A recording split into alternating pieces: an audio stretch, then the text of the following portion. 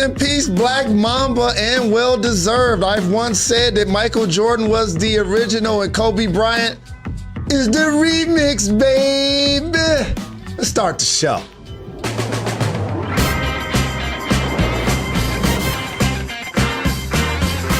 He's Jalen Rose. I'm David Jacoby. We are Jalen and Jacoby. What exactly is it that we do? We get the people what they want. We have Tom Brady returning to Foxborough to take on Bill Belichick. Can't wait to talk to you about that. But we start the show where the basketball ended last night. Final play of the game. Huge game for both the Suns and the Blazers. Booker rises up, shoots. Did he get fouled? Everybody's got a little light under the sun, under the sun. Booker, that's the best thing that could have happened to him last night because he just did a double dribble. Carmelo Anthony did a great job of forcing the turnover. Covington missed 2 free throws for the Blazers. And yes, Norman Powell, Jacoby, his hand got caught in the cookie jar. A little bit. You got to slide your feet. You got to contest it. You got to play without fouling. You got to trust your discipline. And late in the game, you can't give Devin Booker an opportunity to go to the line. He's virtually going to make those every single time. See him reaching. Absolutely. He did it. Yeah. But also, I have to do another couple of things. Shout to Mikal Bridges. Yep. Also, a young player, had over 20 and 10 boards. I remember when he got drafted, and his mother was working for the Sixers.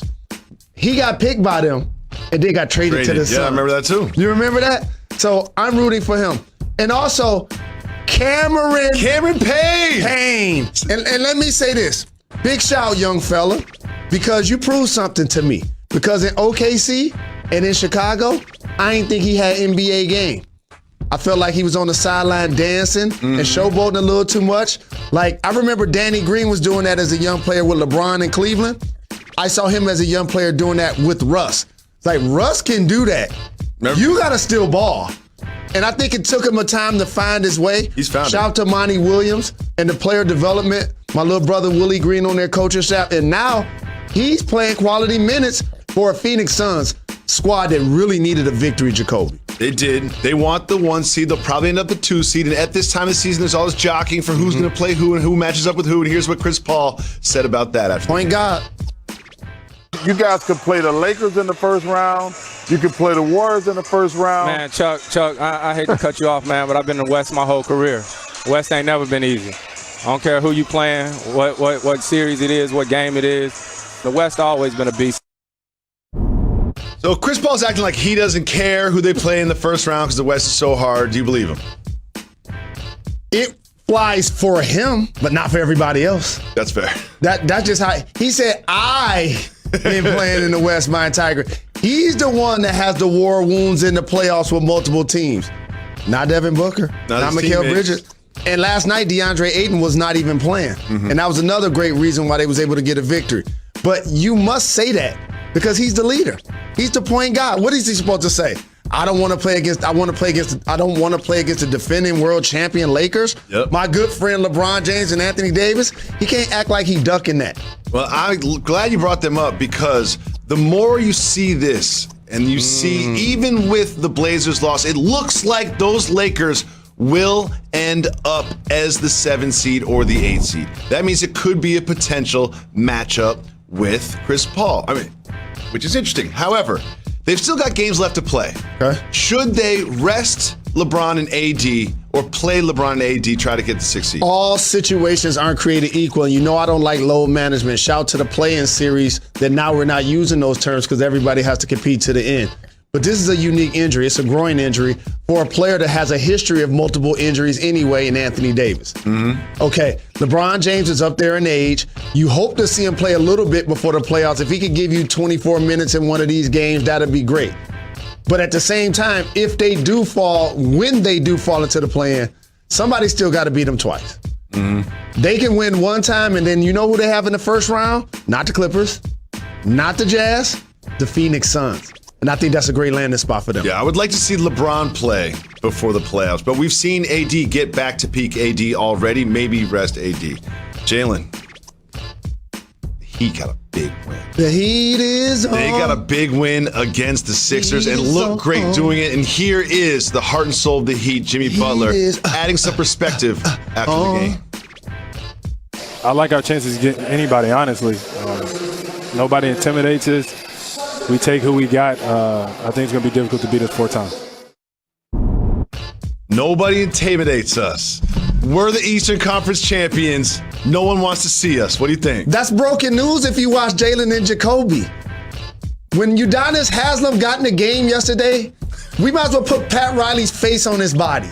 That's all that was. We're getting ready for the postseason. It's a lot of barking going on in the NBA. It's more than just beating you on the scoreboard. We're going to also intimidate you physically and mentally. Look what's happening with Dwight Howard. Udonis Haslem played how many minutes this year? 3. Oh, 3. And those are 3 of those minutes, right? Those are the 3 minutes. Got it. Those are the 3 minutes. So, and also, you see Trevor Ariza also getting tangled up with Joel Embiid. A couple of altercations with Dwight Howard. And again, playoff mentality. That's what Eric Spoelstra is preaching to his guys. They're getting ready. And then they're getting your guys ready, too. Dragic, Hero. Yes. Robinson. Yes. Those guys are getting ready. You know I haven't really claimed Hero and Robinson this season like I did last year in the playoffs. However, recently, we're back. We're back. Whoa. We're back. We don't just need to tune up for the playoffs. That's what, Robinson and Hero shine when the lights are on the brightest, and they will.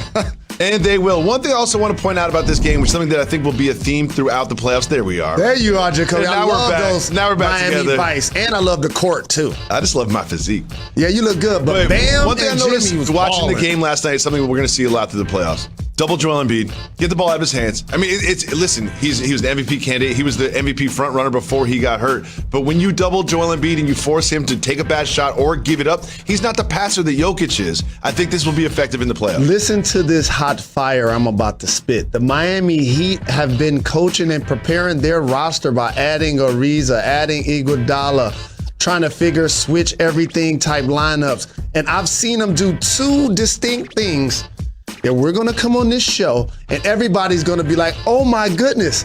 The Miami Heat did a terrific job of extending their defense against the Nets and trying to take the ball out of James Harden and Kyrie Irving's hand. Oh, they did a really good job of zoning up, double and tripling Joel Embiid as well as Giannis Antetokounmpo. That's what they've been getting ready for. Stay tuned. That's why no one wants to see the Heat. And I got to say this. They punked the Sixers in that game.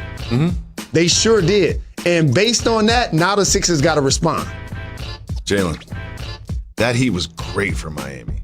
Really bad for the New York Knicks. Because the New York Knicks were down in the 3rd quarter against the Spurs. Things were looking bad, but it was a great comeback win. There was Julius Randle playing well. And Alec Burks is back, Jalen Rose. It was great to see him because he had missed a lot of games. And this is the player development that I'm talking about, Jacoby. When somebody gets in the game and all of a sudden gets you a 30-point double-double that hasn't played in weeks. Shout to Tom Thibodeau. When people get in, they have a purpose. R.J. Barrett played well. He scored over 20. Julius Randle. Are you voting for Julius Randle to be governor of New York? When does that happen? Well, I just feel like some sort of leader of the UN would probably be more appropriate. Like the whole globe. You know what I mean? I don't think he should just waste his time and energy on fixing this one city when you can fix the entire planet and species. Got it. Jalen, we're talking about the Knicks. That makes me so happy. It does. But there's something else that needs to be discussed from the National Football League. Tom Brady, I don't know if you're familiar. Played in New England for about 20 years. Man named Brady. Played 1 season for the Bucks. Oh, got the Super Bowl, threw it off a boat. And now he's going to return week 4 to Foxborough. Just to get inside the building, it is around $1,500. There's so much focus on this game. You know what's happening right now while you are watching Jalen Jacoby on ESPN? What's that? Bill Belichick is in the lab. Oh, no question. Bill Belichick is in the lab. Bill Belichick is locked down. He's like offensive coordinator, defensive coordinator. You guys worry about week 1, 2, and 3. Where's the dog? He's in the lab